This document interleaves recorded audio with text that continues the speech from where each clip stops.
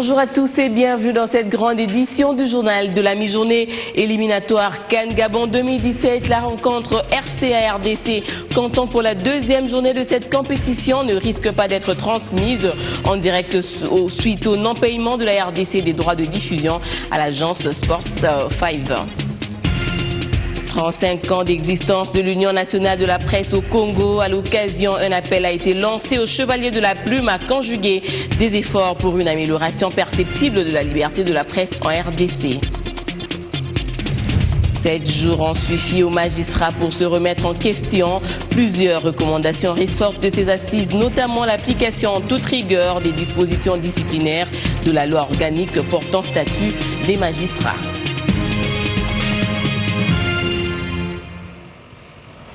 La 4e session de l'Assemblée générale extraordinaire du Conseil supérieur de la magistrature s'est clôturée hier sur une note d'avertissement aux magistrats qui n'auront pas vocation au changement de mentalité ou de comportement. Des sanctions seront dures en cas de prise à partie. Le président du Conseil supérieur de la magistrature n'a pas mâché les mots pour le dire. C'était en présence d'Alain Bouma. Décor planté jeudi pour accueillir le président de l'Assemblée nationale, venu clôturer la 4e session de l'Assemblée générale extraordinaire du Conseil supérieur de la magistrature au nom du chef de l'État. Durant 7 jours de travaux, l'accent était notamment mis sur le moyen pour redorer l'image ternie de la justice congolaise, la sanction à l'endroit des magistrats véreux. La nouvelle loi organique portant statut des magistrats a innové sur l'un des piliers de la carrière judiciaire, à savoir la discipline. Et cette réforme fait appel à plus de responsabilités des magistrats lors des prises de décision dans les causes qui leur sont soumises et vous prévient que la sanction en cas de prise à partie sera renforcée.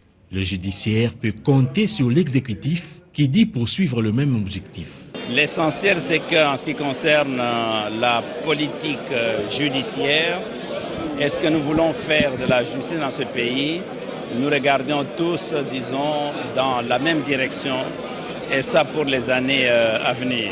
Cependant, tout passe par l'amélioration des conditions sociales des magistrats. Le problème qui a toujours été essentiel, c'est les conditions de travail, les conditions salariales. Et lorsque on ne veut pas résoudre ce problème, on sera, n'est-ce pas, tourner en rond. Nous pouvons l'espérer. Nous avons vu le président de l'Assemblée nationale, qui est autorité budgétaire, représenter le chef de l'État, ce qui est un signal clair à l'endroit du corps judiciaire de notre pays, que tout est mis en œuvre pour que les conditions soient améliorées et que la justice soit rendue au peuple congolais. Ces assises se sont également penchées sur l'élaboration de l'avant-projet du budget du pouvoir judiciaire. En politique, les voix restent discordantes à l'opposition, notamment au sujet de la convocation d'un dialogue politique en RDC. La plateforme Front Populaire appelle de tous les vœux ces assises, mais continue à exiger une médiation extérieure. Suivez. L'idée de la convocation d'un dialogue continue à faire du chemin dans certains milieux politiques comme dans les Fronts populaires de l'opposition. Cette plateforme soutient sans condition la position du président de l'UDP sur le dialogue politique entre Congolais. Son coordonnateur, Lisanga Bonganga, appuie l'idée d'une éventuelle rencontre entre Congolais avec une médiation internationale qu'il aimerait prendre à témoin comme à Sun City. Préconiser la tactique de la chaise vide, c'est la pratique de l'esquive. C'est la pratique de l'imposture et de la démagogie. Un grand homme politique, un visionnaire, éleva sa voix et proposa le 24 décembre 2013 les dialogues politiques comme voie royale de sortie de crise.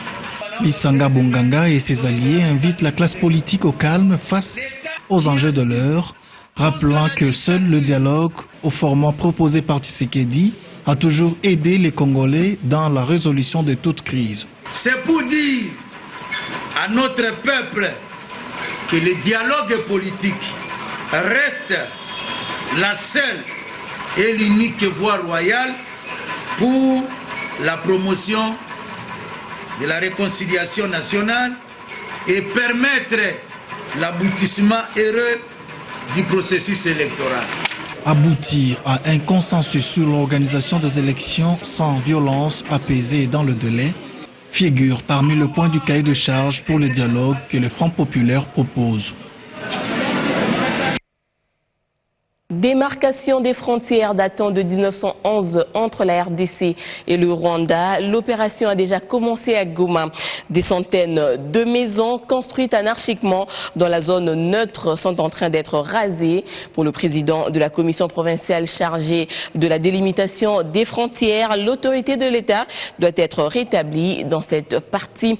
Notons que le Rwanda devra aussi démolir certaines de ces maisons. Patrick Saloura pour le compte rendu. Ils ont eu leurs yeux bouclés. Construite anarchiquement dans la zone neutre entre la RDC et le Rwanda, ici au quartier Mapendo, communément appelé Birere. Une démolition qui s'est faite pour rétablir les limites entre la RDC et le Rwanda datant de 1911. Les victimes de leur côté demandent l'intervention du gouvernement congolais. Nous sollicitons, s'il y a les moyens, là on peut les mettre d'abord dans les cas, en attendant que le gouvernement peut toutefois raisonner comment il peut résoudre la situation. En tant qu'habitant, je voulais tout simplement recommander à nos autorités politiques de venir cette population en aide. Ça ne s'agit pas tout simplement de démolir les maisons, mais aussi de penser à la survie de cette population. Parce qu'attaquer une population, ils ont des droits et des obligations que l'État doit accomplir à travers de l'extravers. Côté commission provinciale chargée de la délimitation des frontières, l'autorité de l'État doit être rétablie sur cette zone neutre. De part et d'autre de la borne, il doit y avoir 6,25 mètres libérés. Mais ici, personne n'a ni contrat ni certificat. Donc en termes de droits fonciers, personne n'a de droits ici. Et indemniser, c'est un vocabulaire impropre ici. Du point de vue social, l'État congolais, leur État, notre État, peut dire, ma population, on peut faire ceci et cela. Ce n'est pas notre problème. Avant d'être ici, ils étaient où? Parce qu'en 2013, ils n'étaient pas ici.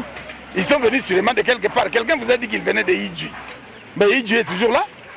Comme on vient de l'évacuer d'ici.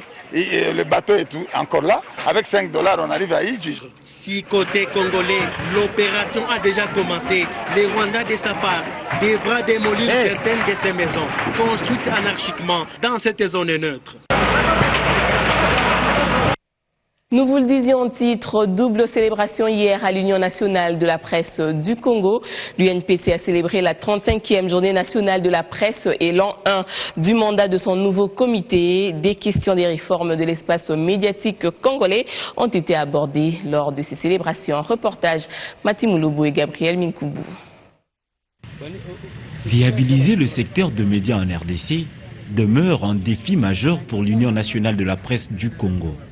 Ce point a été au centre des échanges entre le bureau de l'UNPC et les experts de médias au cours des célébrations de la 35e journée nationale de la presse et de l'an 1 du mandat du président de l'UNPC. Pour parvenir à relever ce défi, quelques stratégies doivent être mises en œuvre. Il faudra que le journaliste congolais puisse sortir de sa précarité, parce qu'on peut dire que le journaliste est mal payé. Mais qui paye le journaliste?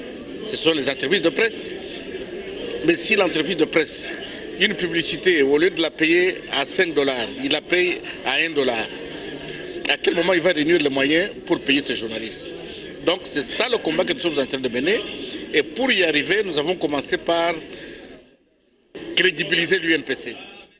Il n'y a pas meilleure stratégie que de parler, de dire et de faire. Et surtout, éviter de mentir. Plusieurs autres points ont été abordés, notamment l'observation de médias à l'ère du numérique. Si on n'arrive pas à mutualiser les efforts, à mutualiser les moyens, on ne saura pas tenir tête parce qu'on n'aura pas les moyens de produire des contenus de qualité. Il n'y a pas d'études fiables qui donnent l'audience de nos chaînes de télévision. Les pouvoirs publics doivent s'investir pour aider la production locale. C'est vraiment important. Comment soutenir les producteurs locaux? Un nouveau site web de l'UNPC et un observatoire de performance publique sont d'ores et déjà disponibles afin de servir des références, des voix des citoyens, guides et du miroir des acteurs publics. Mois d'août, mois dédié à la jeunesse, la présidente de l'Union panafricaine de la jeunesse a à cette occasion mené un lobbying de haut niveau pour assurer la mise en œuvre des politiques africaines de la jeunesse. Tout récemment, Francine Muyumba a été reçue par le secrétaire général de l'ONU, Ban Ki-moon, à New York, à l'occasion de la Journée internationale de la jeunesse. Dans sa tournée aux États-Unis d'Amérique, la présidente de l'Union panafricaine a échangé avec le secrétaire général des Nations Unies, Ban Ki-moon. Échange au cours duquel Francine Muyumba a remercié le secrétaire général des Nations Unies d'avoir honoré la jeunesse africaine en lui accordant cette entrevue capitale. Elle a salué également les réalisations de cette autorité depuis le début de son mandat, notamment le fait d'inclure la jeunesse dans ses 5 priorités et la promotion de la femme, dont le quota est de 40% au sein des Nations Unies, au poste stratégique de prise de décision.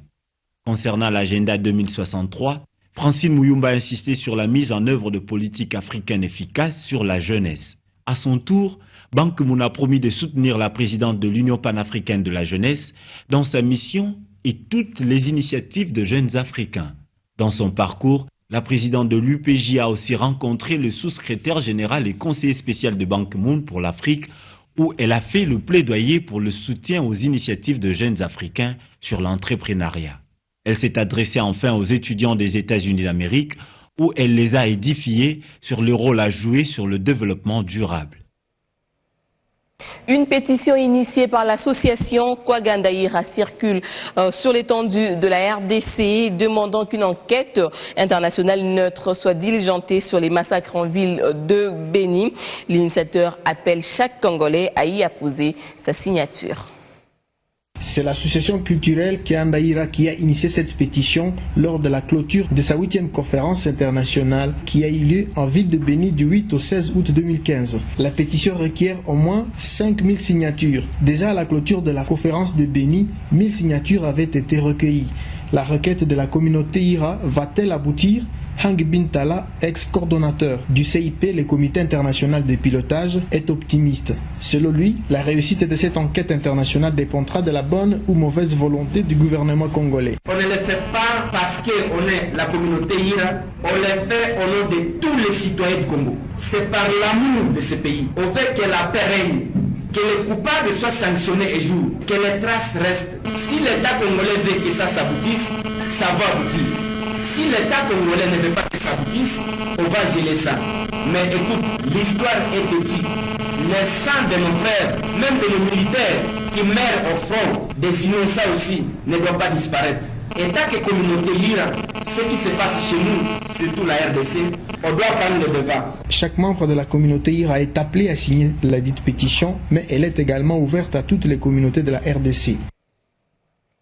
La rumeur selon laquelle l'association Kwagandaïra soutenait les Maïmaï qui troublent la quiétude des habitants du territoire de Lubero vient d'être démentie. Angibin Talent, l'un des responsables de cette structure, était face à la presse pour faire taire cette rumeur qui circulait dans ce coin du pays. On l'écoute.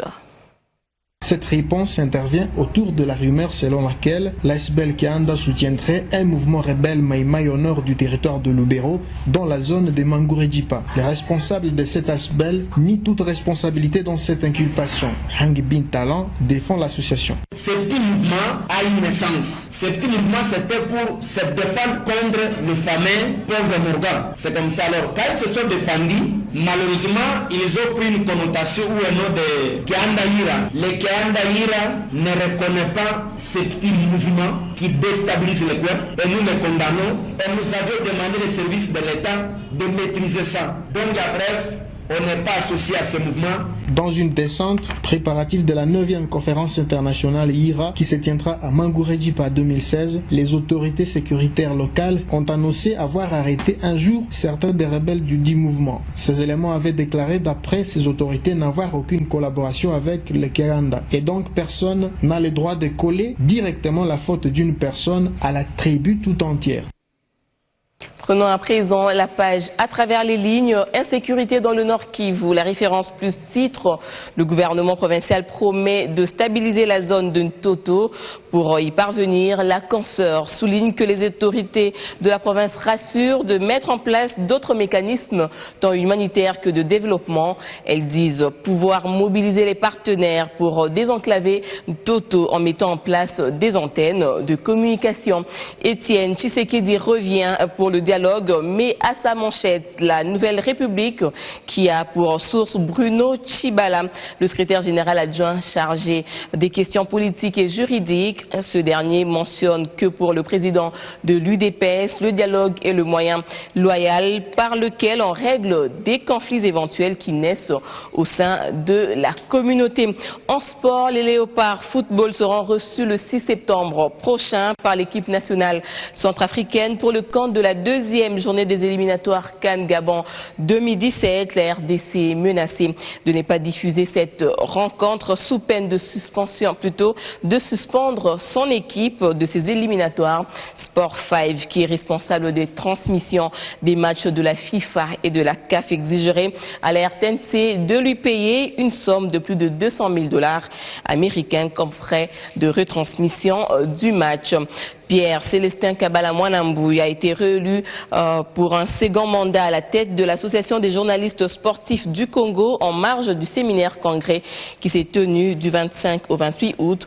Plusieurs intervenants ont exposé au cours de ces assises en parlant des rapports presse-milieu sportif et le journaliste sportif à l'heure des vrais plutôt de réseaux sociaux.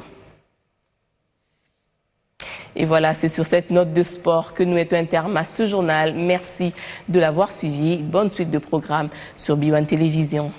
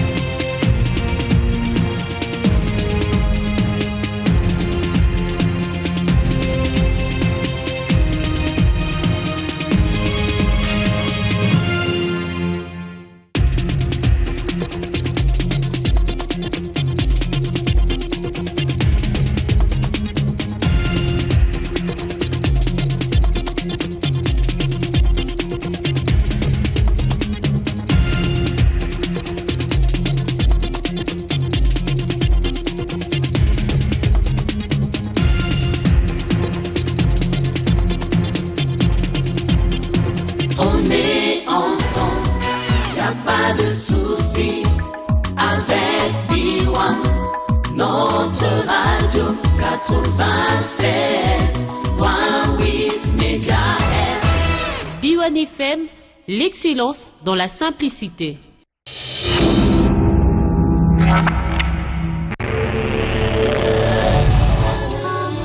On y va. Beta, Maboko. Betelaye Maboko. Je vais crier Alléluia.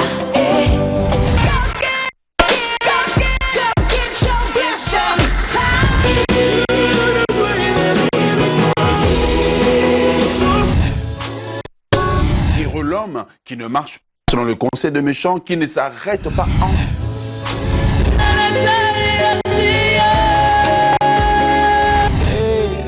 Influence moi, que je sois comme toi. J'ai décidé d'avance.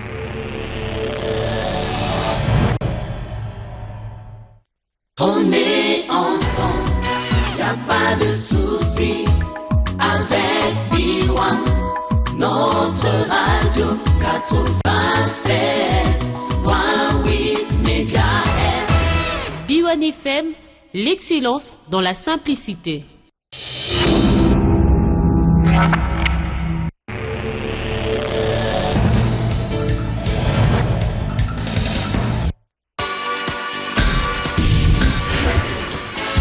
One more time.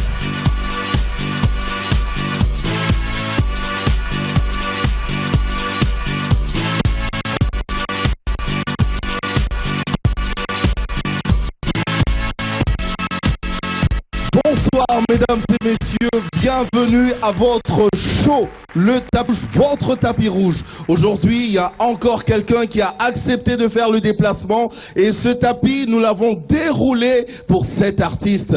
Il s'agit justement de Dena, elle est ici avec nous ce soir et elle a décidé de vous faire plaisir à vous, mesdames et messieurs. Sans plus tarder, voici Dena Mwana.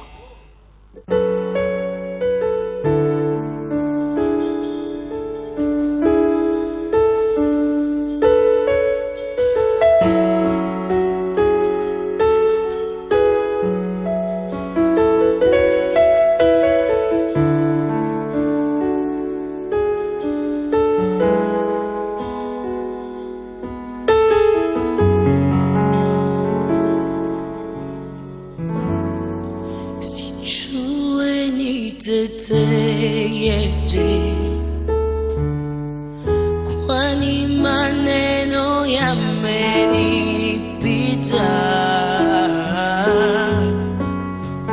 nguvu na ukubwa wa pendo lako huwezi kupimwa.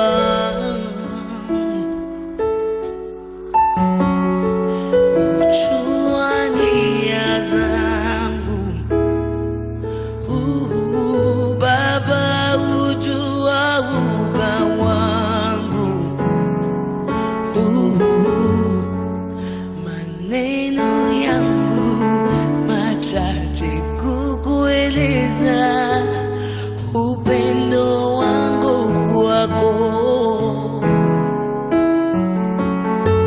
Sikiliza roho yangu Baba, moyo wangu ukuimbia. Sikila nyimbo ya upendo wa mtoto uliyemkomboa.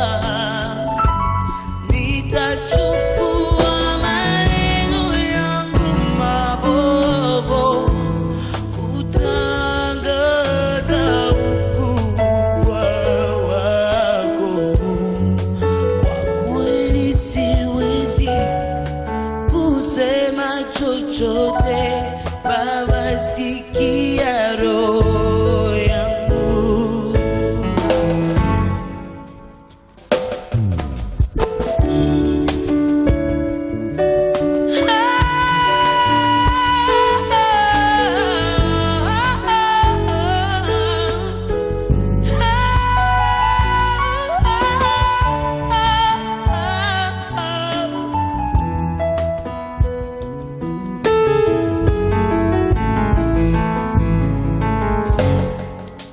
Sasa kama mvua,